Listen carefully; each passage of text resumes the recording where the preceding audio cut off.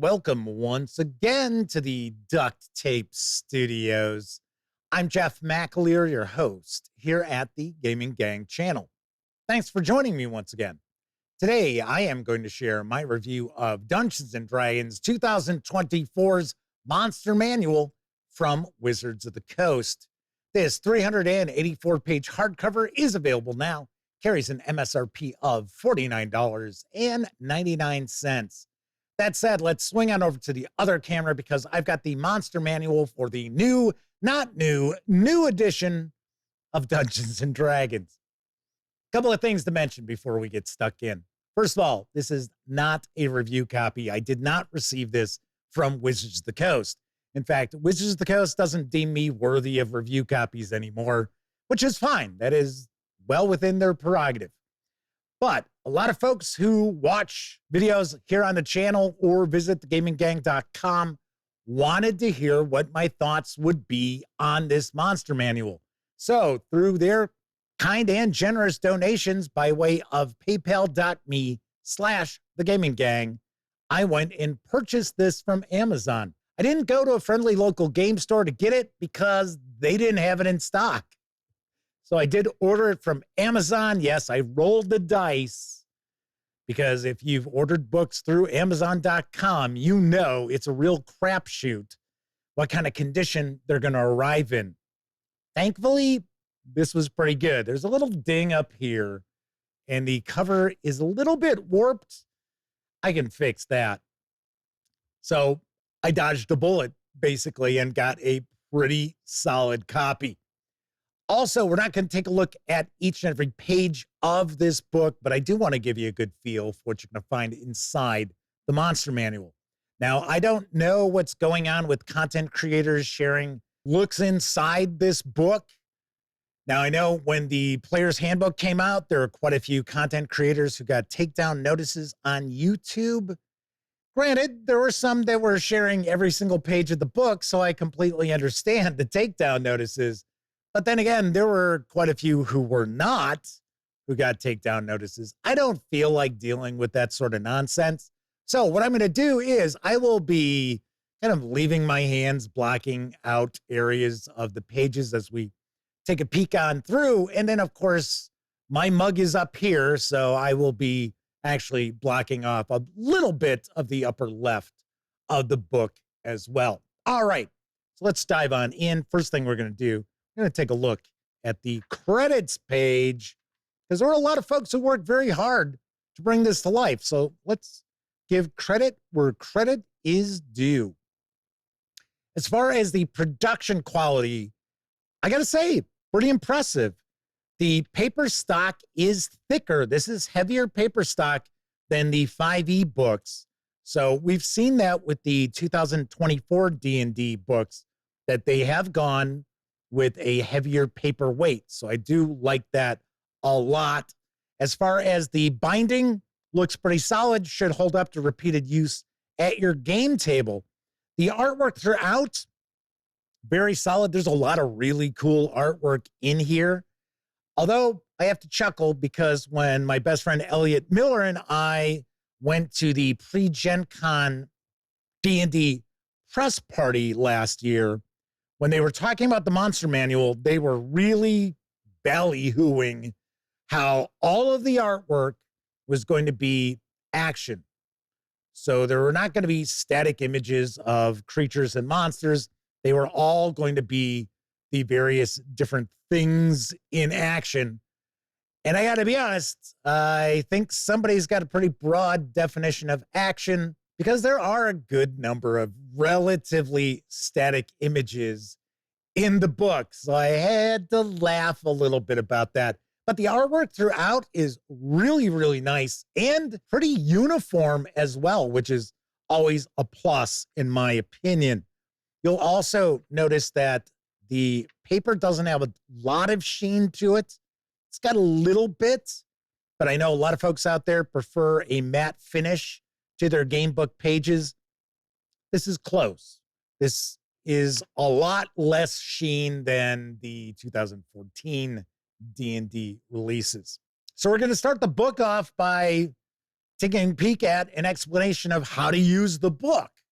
So you're going to have a breakdown of the stat blocks, the challenge rating, what treasure it might have, what sort of terrain are you going to find these things in? And then, of course, a breakdown of how do you decipher the stat block itself. As far as the stat blocks go, there are over 500 stat blocks in this book. So you are getting a ton of content in this. And I also have to point out, we are seeing some insane prices on role-playing game books lately.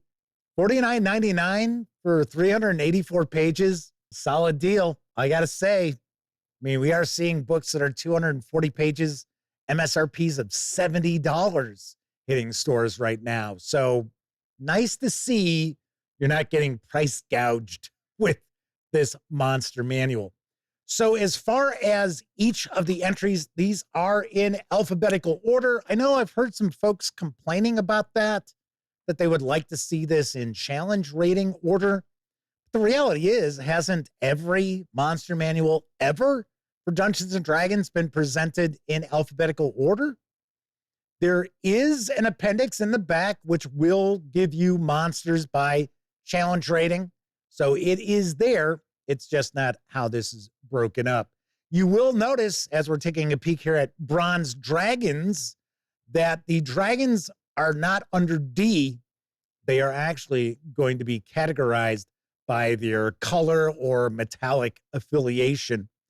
And as far as all of the stat blocks, there are quite a few entries here that have new sort of subcategories to them. So, of course, with dragons, we always see entries for the wormling, the young dragon, the adult dragon, and then the ancient dragon.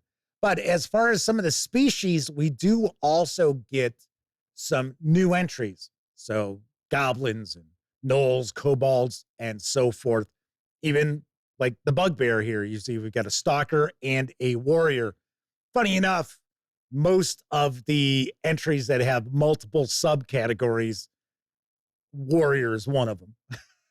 As far as the information that's being provided in the stat blocks, I have heard people talking about how they're so much easier to read and to use at the game table. I see some minor changes here, but I got to be honest, I don't think it's that vastly changed from 5e's Monster Manual. They are smaller, and these entries are far more concise, which isn't necessarily a good thing, in my opinion. Now, of course, granted, ease of use is important, but ease of use means different things to different people. And we're going to talk about that when I get into my final thoughts and my review score. But as you can see here with the stat block, and this is a pretty large stat block because it is for an ancient copper dragon, we are going to get what is the size, its alignment. I thought we were getting rid of alignment. It's fine with me. I have no issue with that because I've always used alignment as a guideline as opposed to something which is set in stone. So we're going to get their armor class, initiative bonus, hit points, speed, attribute bonuses, modifiers, skills, immunities, whatever senses they may have, languages, their challenge rating, max is 30. The ancient copper dragon is a 21. How many experience points it is worth. And then we start getting into traits, actions, and legendary actions. And that all really revolves around how these various different creatures and monsters are used in combat. And that is really the main focus of every single entry in this monster manual is combat. And you know what? There's a reason why Keith Amundsen's The Monsters Know What They're Doing series is so popular. And I got to say, this book here probably has 3 volumes in it for Keith if he wants to put in the work. But the thing is, it is not apparent how do you utilize these things at your game table. Yes, You get their various different combat actions, what traits they've got. You'll get a little bit of background information here. And the reality is, this section here, that's actually fairly long for what we see in this monster manual. But we'll get information about their habitat, maybe their attitude towards the world. But we don't get a lot of information about what do these things do in the world outside of wait around for the adventurers to come along and kill them. And that is not something that's new to Dungeons and Dragons. This is something that's been an issue in role-playing games forever, since the beginning. And as I mentioned in the Monsters Know What They're Doing, and more monsters know what they're doing, Keith breaks down and he deciphers a lot of the information here to give dungeon masters a far easier time of utilizing these things in the game, not always in combat, usually in combat. And I think part of the reasons why we see so much focus on how do you use these in combat is because modern adventures really don't get into a whole lot of exploration or parlaying or maybe trying to avoid a situation altogether. As far as many of the adventures, both from Wizards of the Coast as well as third-party publishers, there's an encounter in almost every single area. Every keyed area's got something going on. It's always combat, and there's very rarely opportunities for the player characters to avoid that combat. And it's just a rut that I think many, not only Dungeons and Dragons, but many modern fantasy role-playing games has fallen into. And I think that's really a disservice to the gamers out there, because there are a lot of players of Dungeons and Dragons and other fantasy role-playing games who think that all the games are creating characters and then going out and just murder hoboing your way through the game world. Just how it is. As far as the entries, though, I mean, you're getting a lot of information, and for the most part, it's solid. It's not as inspirational to the Dungeon Master as I would like to see. So reading through here, usually in a monster manual of any sort for any game, any sort of bestiary I take a peek at, as I'm reading through, I find myself thinking to myself, oh yeah, you know, I could see myself using this entry for whatever. And hey, you know, my players that I run games for, I bet you they would react. You know, you start getting some inspiration from them. That's not the case with every single entry in the Monster Manual. Now, I like this book. I really do. But I honestly think this is a real lost opportunity for Wizards of the Coast.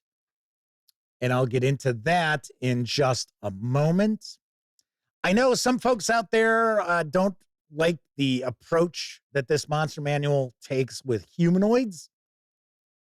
I don't really have that big an issue with it, because if you think about it, for the most part, humanoids are, I mean, yeah, granted, they do have their various different traits that make them a little bit different, but they are fairly similar, especially when you're looking at low-level characters or low-level NPCs. So I think some folks feel that there's not enough that differentiates the humanoids, but that's sort of always been the case, really, outside of, you know, player characters. Of course, obviously, that's going to be a major difference. But as far as NPCs go, not really. All right, so we're going to wrap up. We get an animal section, which I like quite a bit. Not as much artwork in the animal section, but the reality is most people don't need to see an image of a bloodhawk or a boar. I thought it was cool. The dinosaurs are located in this section because these are all things that exist or existed. So did the dinosaurs. So I like how they're actually in the animal section. Thought that was pretty cool. Then we'll get into our appendices. So we'll start getting information about the various different monsters by location, like terrain, by creature type. We get the challenge rating, as I had mentioned before. And then we also have a little section that kind of gives us the equivalency. So we get the monster manual from 5e, and this monster manual will say, okay, so if it's something referred to, say you're running an adventure, and it's referring to a monster from the 5e monster manual, okay, what do you use here? So I like that. Something else I should also point out is I do find some of the larger monsters or the monsters that have a higher challenge rating do seem to be tougher than they did in the 5e monster manual. I can't say that for a fact. They just come across that way to me. So I just wanted to mention that. All right. So that is a peek inside the Dungeons and Dragons 2024 Monster Manual. Let's swing on over to the other camera so I can share some final thoughts as well as my review score. As far as the production quality of the Monster Manual, I'm impressed. I really like the fact that we've got heavier paper stock than we did with the 5e books. And at least to the naked eye, it seems to be a bit more of a matte finish to that paper as well. The binding looks solid, so I would think this book should hold up to repeated use at your game table. Love the artwork for the most part. Really, really well done. And I will be honest, maybe not as much action imagery as was promoted at the pre-Gen Con Dungeons and Dragons press party, but still, even those static pieces are very, very nicely done. There aren't any obvious images which jump out at you and you wonder, how the hell did that make it into the book? That doesn't fit.